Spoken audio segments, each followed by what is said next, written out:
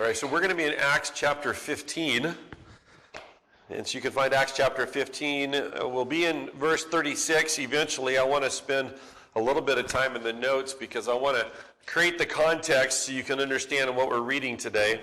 So I just want to remind you of some things we've learned as we've gone through Acts. So this is in your notes. The first three sections is all basically context.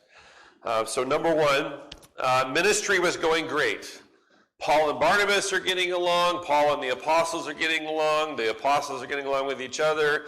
The church in Jerusalem is growing. The church in Antioch is growing.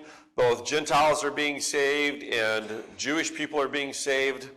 So ministry is going great. Discipleship was happening. Evangelism was happening. Everything that was supposed to be happening was happening. So they're in a really good place as the church. Number two, Barnabas and Paul have been working together for 15 to 20 years at this point in time in Antioch. So they've been partnering in ministry. They've been growing together 15 to 20 years.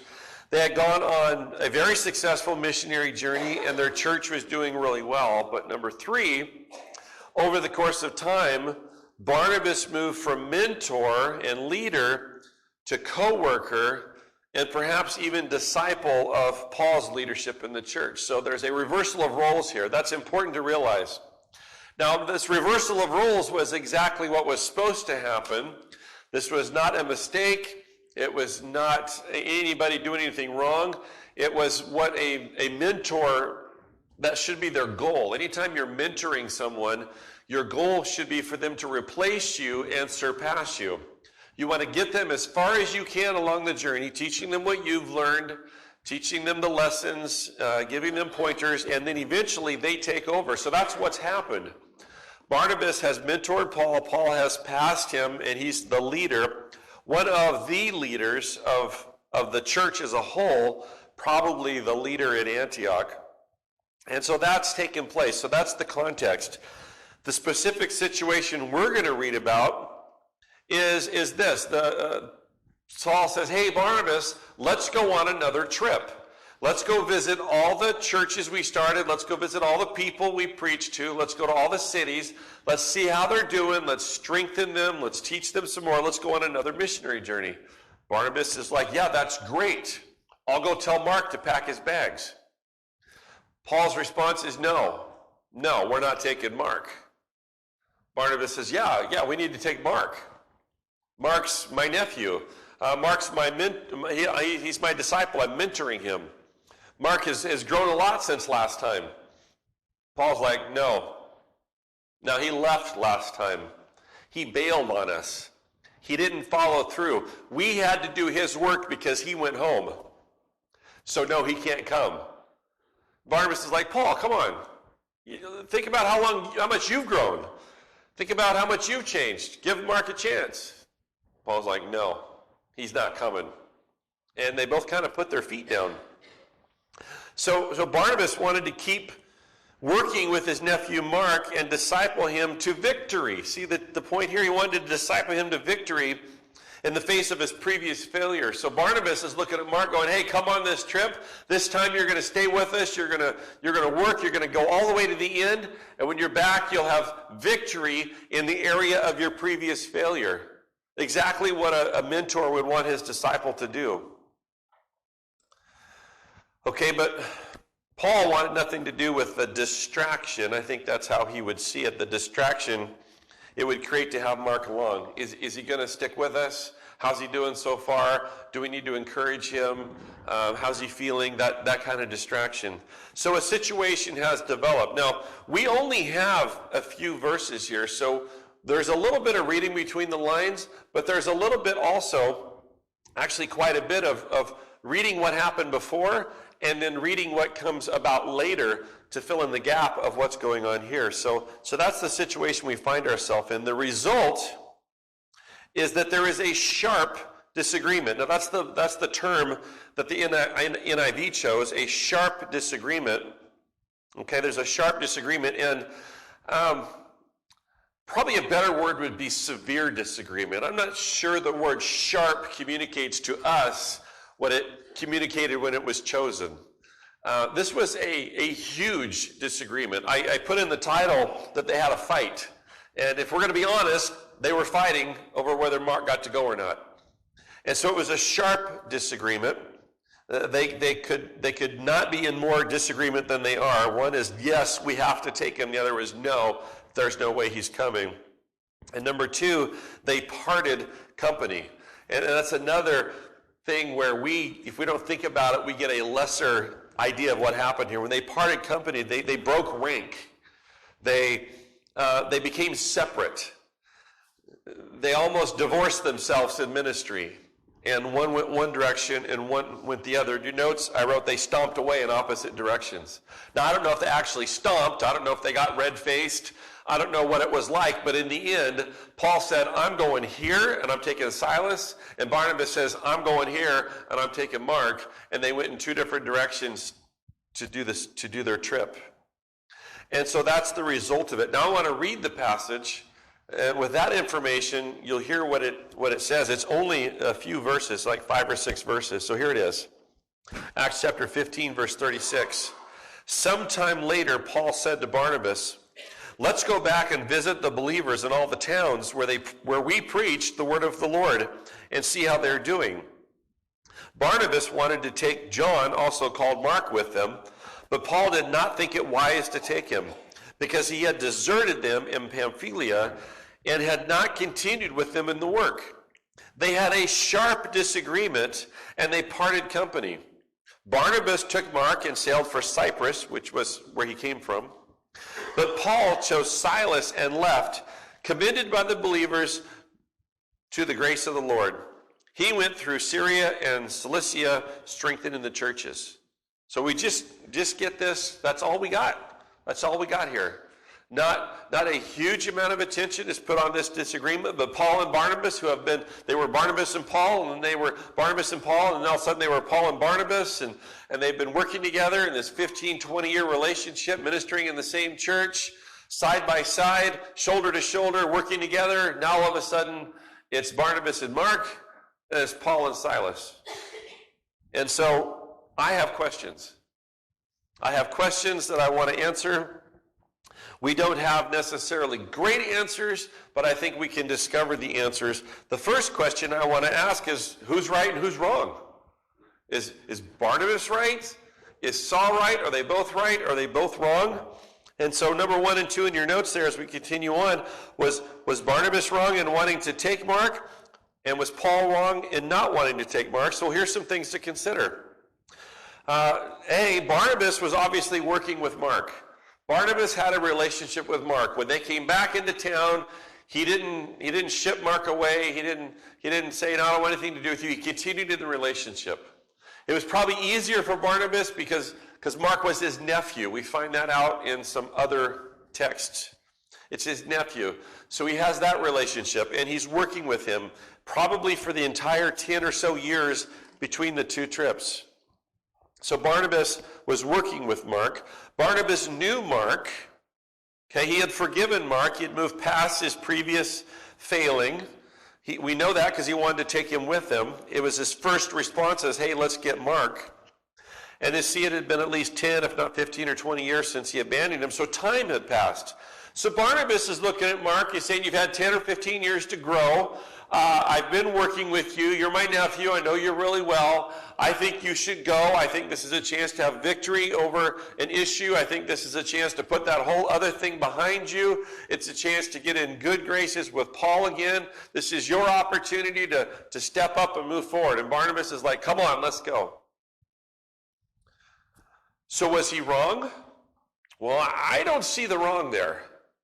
I don't see the wrong there. There's a potential of wrong in that Paul was in charge, and Barnabas could have said, okay, Paul, you're in charge now, so I'm going to let you make the decision. I'll catch up with Mark later, and I'll do something with him different. That could have been a good response, but that wasn't the response. But was Barnabas wrong for wanting to take Mark? I don't think so. Was Paul wrong for not wanting to take Mark? For not wanting? Well, Paul was focused on the mission, and this is Paul's personality. This is Paul's writing. This is Paul's instruction. This is Paul all the way through from start to finish. Paul is, I set my mind on the finish line. I look at the mark. I have a goal in mind. I'm going to get where I need to go. Don't throw away everything that hinders you. Just think of his teaching. Think of his language. Paul is one track, ready to go, on task.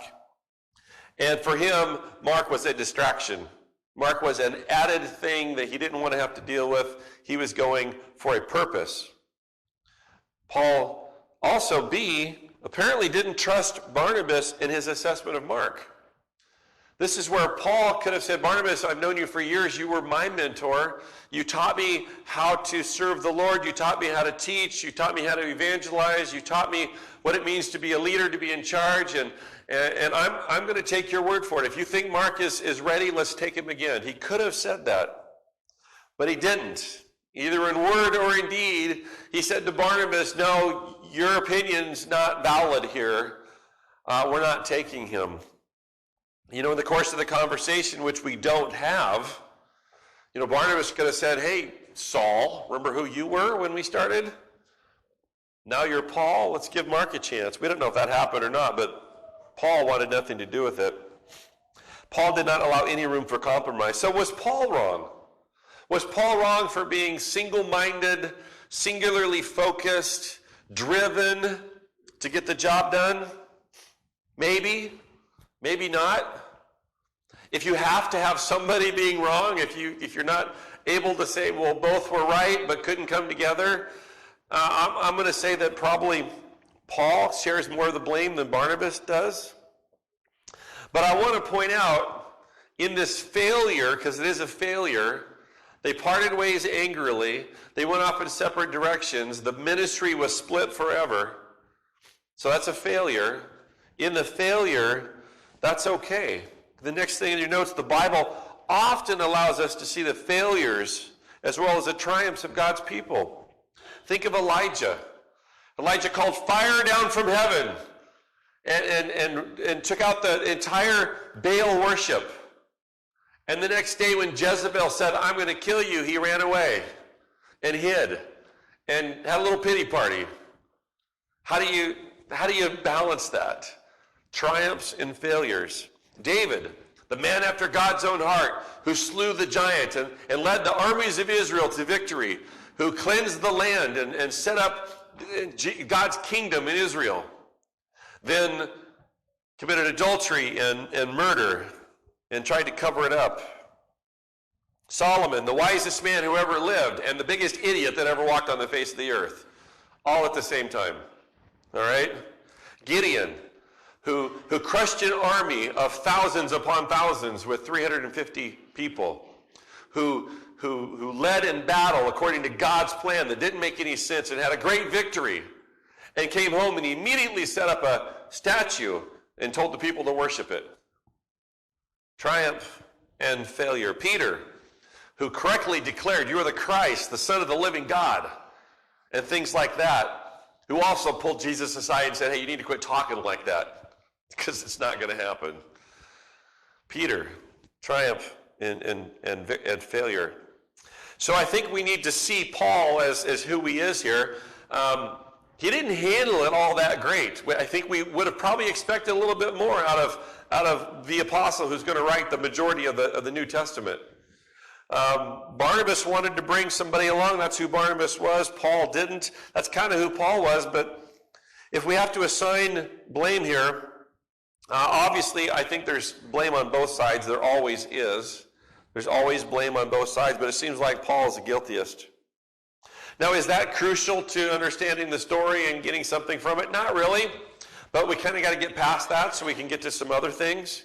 But I think it is good to realize that the Bible lets us see the dark side of people as well, the not so great side, the non-heroic side. It allows us to see the change in people and what God's willing to do and how he forgives and things like that. But let's go to the next question, question number 3. Why were these two friends and ministry partners unable to resolve the issue? This kind of gets more to where we're at today. When we're at an impasse with somebody, whether it's ministry or not, what are some things that may be in the way? What are some things that were there in their way? Well, A, Reversal of roles can be very difficult to achieve and maintain. Think about any of your children that have grown up, and you being the parent having to let them be an adult, and you being a parent having to let them make decisions, and having to let them choose something that you didn't advise. The roles have changed. Eventually, as parents, we may have to let our children make decisions for us. There's a role reversal. Their role reversal was that the mentor became the follower. And that's a hard thing to do. Most churches, if you don't know this, most churches even have written in their policies and in their instructions that the old pastor can't stay when a new pastor comes. If an old pastor retires, a beloved pastor retires, a lot of times he's not allowed to stay in the church because it's very difficult to pass the baton when the old pastor is still there. People will go to the old pastor to check on the new pastor. That's not a good relationship. And so a wise pastor will oftentimes say, well, I'm going to have to leave because I'm retiring. I'm going to move to where my kids are or something like that so that the new pastor can take over. This is, you can see how this works. And so role reversals are difficult to maintain. So there may have been some issue there. Barnabas thinking, hey, I mentored you. Why can't you trust me? Paul going, hey, you put me in charge. Why can't you follow me? Some of that may have been going on there. B, I think some of it is personalities. Some personalities clash with one another. Barnabas was the feelings guy. Barnabas was the, how are you today? How can I help you? Can I pray for you? I see you have a sad look on your face. Do you want to talk about it? Paul's the black and white guy. He runs into the same guy and he says, hey, cheer up. We got things to do. Hey, let's go. Get moving. You'll feel better when we're working. You know, the black and white versus the feelings. Barnabas is the take you where you're at, build you up. Paul's the, hey, I have the solution. Let's just go with it. So their personalities would have been different. And how they would have looked at Mark would have been different. C, I threw this in there. I took it out and I put it back in and all that, but I decided to leave it in there. It was a difficult time with lots of stress. You know, I talked about how good things were going, but you all know that there's still stress when things are going well. Sometimes there's more stress when things are going well because there's more responsibility, more decisions to be made, more leading to be done. And they were leading and things were going well and they had goals to accomplish and there was a lot of stress. Maybe they didn't handle it good, I don't know. But the role reversal thing would definitely be an issue. The personality thing would definitely be an issue. And it got in the way. And so for us, maybe we just need to realize that sometimes our personality is the problem. Not that mine's wrong or theirs is wrong, but they're just different. Sometimes a change in guard creates issues and we need to step back or step forward. These are lessons we can learn, things we can think about. And number 4, why don't we hear anything about Barnabas anymore? Does that mean Barnabas was wrong because we don't hear of him anymore? Did God discard Barnabas and say, well, you chose poorly, now you're on your own? Well, I don't think so. I think we don't hear from Barnabas anymore because Barnabas went to Cyprus and Luke went to where Paul was. In just a little while, Luke is going to join the story and Luke is going to be traveling with Paul and we're going to start seeing the word we instead of Paul. It'll say, we did this, we did that. And Luke is going to be traveling with Paul. So most of what we've read already is the eyewitness account that Luke recorded of Paul's words. So we've already seen Paul's account of things and we're going to continue to see that. I don't think Luke ever met up with Barnabas. So A, is that Luke used Paul as an eyewitness, and B, is Barnabas and Luke never have spoken on such matters. Maybe not even at all, but not enough to be included in the writing. He would have had to have been in 2 places at the same time to have that information relevant. And C, Paul became the face of Christian doctrine, and Barnabas went on mentoring. So Paul stepped up. He wrote parts of the Bible. He did a lot of things like that. But later on, Paul makes a comment. It's just a little comment. It's in Colossians. And he says, hey, if you hear from Barnabas, listen to him. He endorses his teaching. He's talking about, he says, hey, actually in the passage he says, send me Mark. I need him. And if you hear Barnabas teaching, listen to him. He gives him an endorsement. So Barnabas kept on doing what Barnabas did. We'll talk about that in a minute. But I don't think Barnabas fell away. There was no discipline in his life. Everything was good. We don't hear about him because he's not where Luke was, and Luke wrote eyewitness accounts. Number 5, how did things turn out for Paul and Barnabas and Mark? How did it work out? Well, I want to emphasize that it was God. That's the word that goes in your blank there. God used Paul. He used his drive. He used his personality. And he used his gifting. God used Paul as he was, for who he was, to accomplish his will. And he did it to produce much of the New Testament content, doctrine, and guidance. So much of the New Testament comes from Paul. And a lot of that is from Paul was probably driven to write it down. Paul was driven to make sure people understood. Paul was driven to get it into the hands of as many people as possible. And Paul was driven to make sure the people in the churches that he started and the people that he was serving understood doctrine and understood what God wanted from them. And God used that so that we have all the epistles. And we have several things that Paul has taught us. And then B, God also used Barnabas. God used Barnabas in his gifting and who he was to disciple and mentor Mark. We know that happened because we know where Mark went and what Mark did. So Paul did what God called Paul to do, and Barnabas did what God called Barnabas to do. Now, did God create this fight between them to accomplish this outcome? No. But God was not surprised by it, and then God said, okay, this is where we're at. Now I'm going to take this and I'm going to use it. And so Barnabas went on. Barnabas was always the mentor. And Paul was the leader. He became the leader. So how did things turn out for Paul and Barnabas? God used Paul. God used Barnabas. See, Mark became a co-worker with Paul. He's referred to. Matter of fact, Paul in Colossians says, hey, send me Mark. I need him. He's going to be useful to me. Send him. Of all the people that were out there, all the people that Paul knew, all the people that he had worked with, all the people that would have come at his beck and call, Paul said, I want Mark. That speaks to the relationship. That speaks to the forgiveness, to the restoration. It speaks to his usefulness. So Mark became a co-worker of Paul, and he became the author of the Gospel of Mark, which is based on Peter's reflections and recollections. So after he spent time with Paul, he spent time with Peter. So he spent time with the two top leaders in the church, the two top apostles. And so he had a very unique role, but a very important role, and he actually gave us one of the Gospels. So God used Paul, God used Barnabas, and then God used Mark. So God continued to use them all. All right? Now I want to go back to the fight for a minute. This is kind of the reason we're spending time on this. We could have moved quicker. But this is the real question that I think is the most important. What would have been a better solution?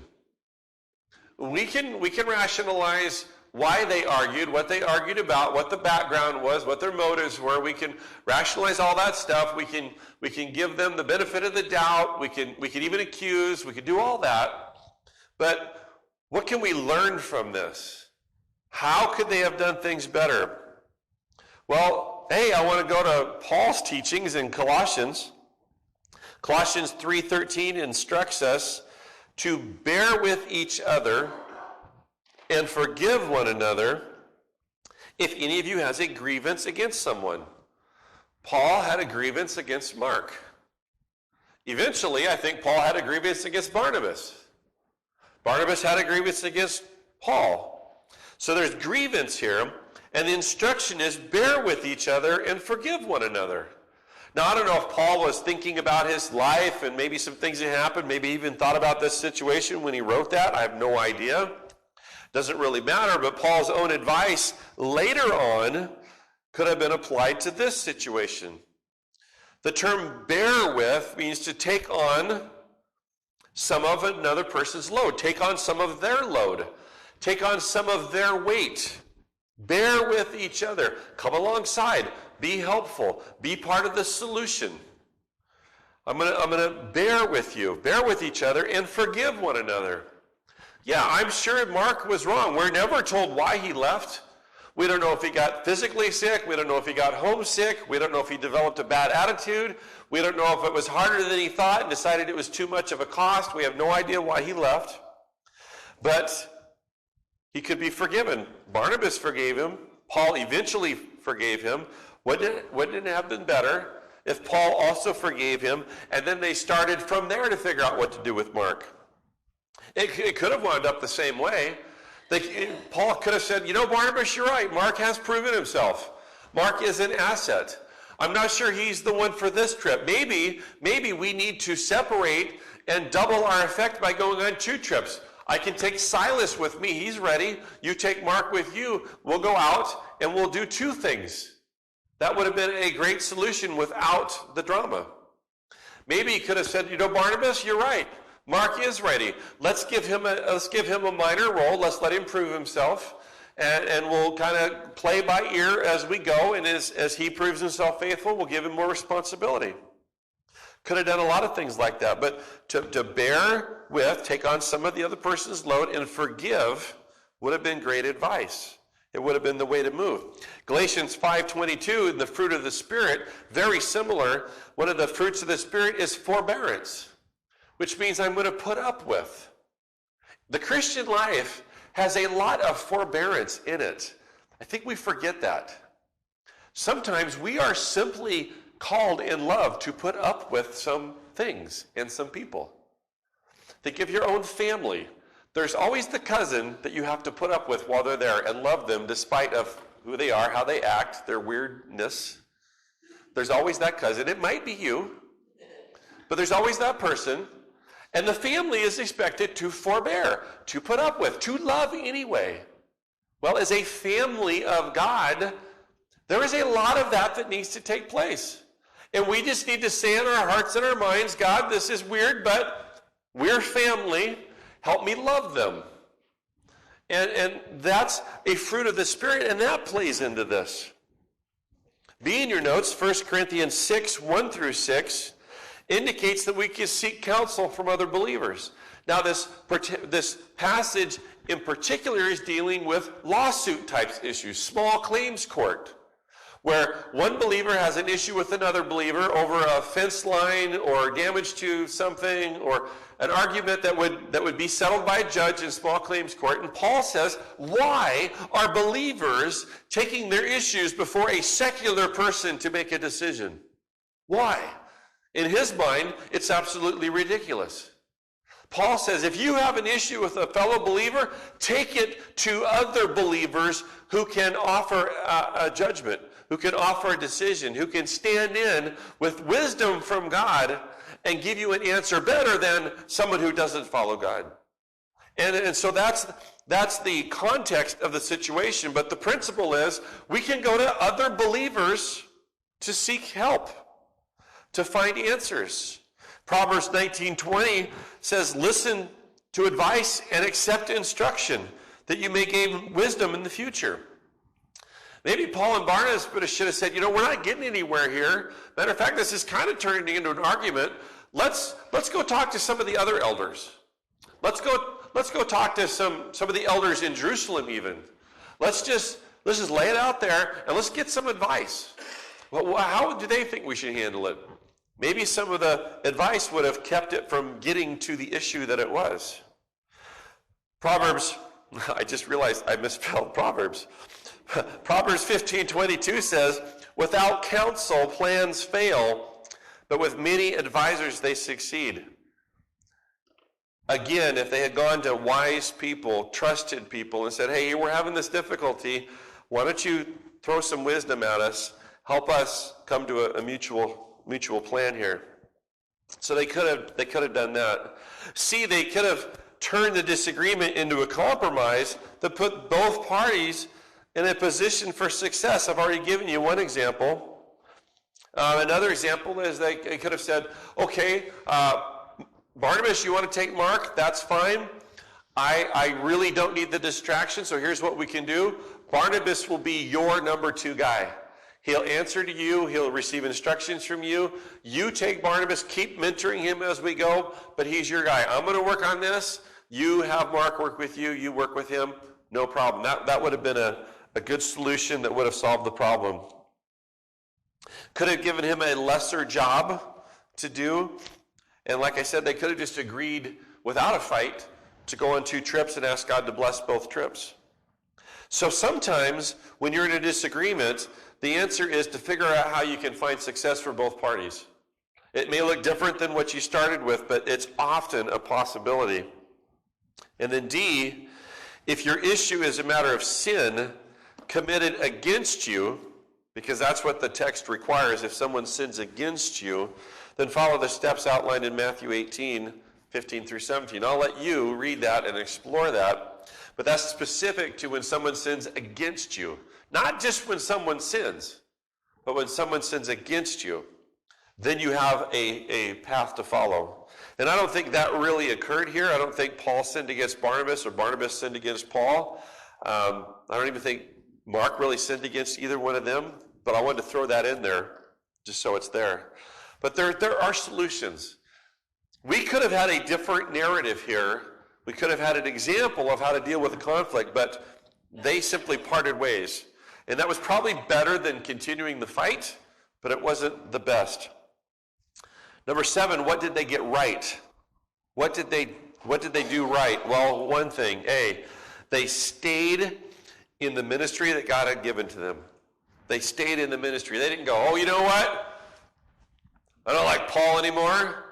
I'm leaving the church. Paul is hard-headed. He doesn't think outside the box. He won't listen to anybody else. I can't deal with Paul. I'm out of here.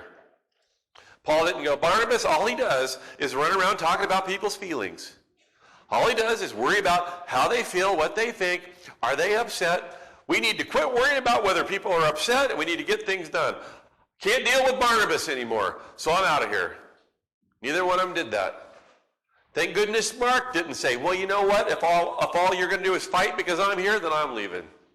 Nobody did that. And that's commendable. They did the right thing. They stayed. Barnabas continued to mentor future leaders. We know he continued to mentor Mark, and he became a future leader. I guess, and I'm pretty sure, that he continued to mentor other future leaders as well that we just don't know about. Paul continued to teach and preach to both Jews and Gentiles. We're going to hear about it over and over and over again. He never stopped teaching. He never stopped preaching. He never stopped sharing the gospel. So Paul continued to do what he was called to do. Mark matured. Mark matured and became a useful asset in at least 2 ministries. We talked about it. One to Paul, one to Peter. So Mark matured. And they eventually forgave and renewed a healthy relationship. The 3 of them had a relationship. Paul recommended Barnabas. He said, hey, when Barnabas teaches, listen to him. Paul said, I need Mark. Send him in. I need him to be here. And so they renewed their relationship. So those are some things they did right. They kept working together. So application. What do we take home from this? What's better, more than just a story, more than just insights into who Paul was and who Barnabas was, what do we take home? Well, number 1, this is not in your notes, so you have to listen carefully. Number 1, even the best followers of Christ do dumb, regretful, and even sinful things. Even the best followers of Christ do dumb, regretful, and even sinful things. Okay? Let me rephrase that. You, as a follower of Christ, are bound eventually to do a dumb, regretful, or even sinful thing. Okay? I, as a follower of Christ, am assuredly going to do in the future a dumb, regretful, and even sinful thing. We are still sinners. We are still human. David, Solomon, Gideon, almost all the saints of the Old Testament, almost all the saints of the New Testament, all followed this pattern. We all do dumb things. That does not take us out of God's plan. It does not remove us from God's blessing. It gives us an opportunity to grow, an opportunity to learn, and an opportunity to do it better. And I think as we look for little details in the epistles and other things that Paul did and whatnot, we see that they learned and they did things better. we need to do that too. So number 2, application-wise, afterwards they learn from their mistakes and we're given opportunities to fix it. We need to learn. We also need to fix things. Eventually they fix things. Should have happened sooner, but they fixed it. We need to learn from our mistakes. And number 3, this is maybe my favorite. God is not only unopposed to using broken people, he actually is an expert at it. He's not unopposed to using broken people, which is kind of good because we're all broken. We either are broken, have been broken, we're less broken maybe than we used to be. We might crack in the future. We're all broken people. And as we mature in Christ, as we grow, the cracks become less obvious and whatnot, but we're all broken people.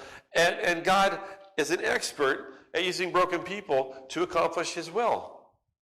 None of us are qualified on our own merit for any ministry we're involved in. None of us are qualified to teach anything we've ever taught.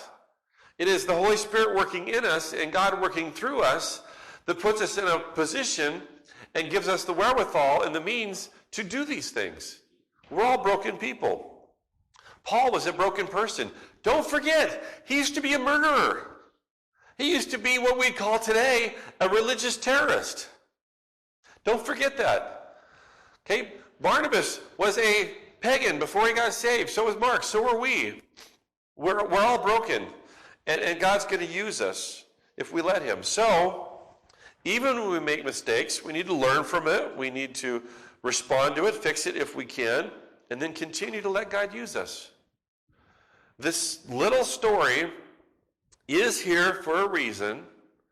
It's to show us that even Paul wasn't perfect. And then later, I love when Paul says, I do the things I don't want to do, and I don't do the things I do want to do. To me, that's the greatest thing Paul could ever have said, because it makes him human. It makes him right there on level with us. And then I can take all the grandeur things Paul says, and I can say, if that guy can arrive there, so could I. I can move in that direction. I can get there one day. And this is just another glimpse of the great Paul being human, letting us know that we're on the same journey, walking down the same path, led by the same God, and he can get us where he wants us to be, to do the things he's planned for us to do. Let's pray. Father, thank you for our time today. Thank you for this small passage at the end of chapter 15 here, where we see kind of the negative side of Paul. We see an argument develop, and we see a rift here in a relationship. Thank you that you didn't leave us clueless as we continue on in Scripture. We see restoration. We see Mark in a positive light. We see Barnabas in a positive light. We see Paul very visibly in a good light. Thank you for that. Help us then to realize that we're very similar. And we are here to be used by you despite of our past, even despite of our future. Help us to serve you as best we can, but when we do make mistakes, don't let that be our defining moment. Help us to rise up, to learn and to grow and to change as we need to do things differently. Speak to each of our hearts individually and cause us to grow in these areas. In Jesus' name I pray, amen.